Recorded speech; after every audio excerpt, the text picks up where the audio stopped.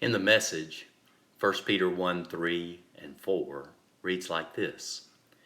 Everything that goes into a life of pleasing God has been miraculously given to us by getting to know personally and intimately the one who invited us to God. The best invitation we ever received.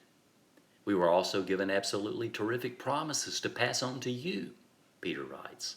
Your tickets to participation in the life of God after you turn your back on a world corrupted.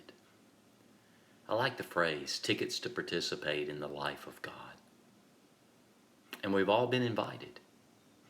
We've all been given a ticket. Would you think with me, are you on board with every person in the world being given such a ticket? Are you sure? Do our lives reflect that we truly are? Each person invited to participate in the life of God. Our task as Christ followers, as a church, is to help one another in this. That's the essence of disciple-making disciples. That's the work of the church.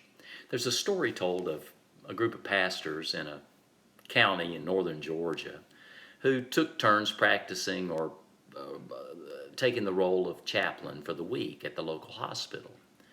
And so the old preacher's week came along and there was a baby born in this tiny 30-bed hospital. Didn't happen that often, so he went there excited about 9 o'clock in the morning, and he saw all these people gathered, pressed up against the nursery window, peering through the glass.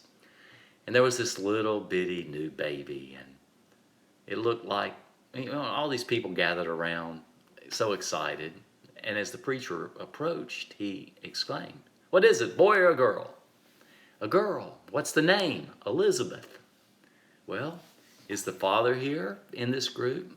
And they looked around. "No, guess not." Then looking over against the wall, leaning, was a young man. And he said, "I'm the father." The preacher said, "Baby's name Elizabeth?" "Yeah, that's right." "Beautiful baby." She was squirming.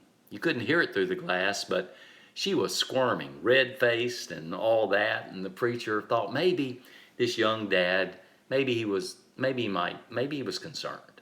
"She's not sick," he said. "It's good for babies to scream and do all that. Clears out the lungs, gets the voice going.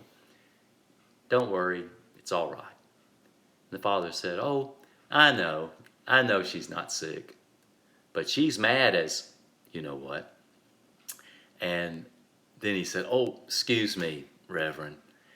And the preacher said, "That's all right. Why do you think she's mad?" The father said, "Well, wouldn't you be mad? One minute you're with God and the next minute you're in Georgia." Wow. The preacher continued, "You believe she was with God before she came here?" And Dad said, "Oh, yeah, definitely."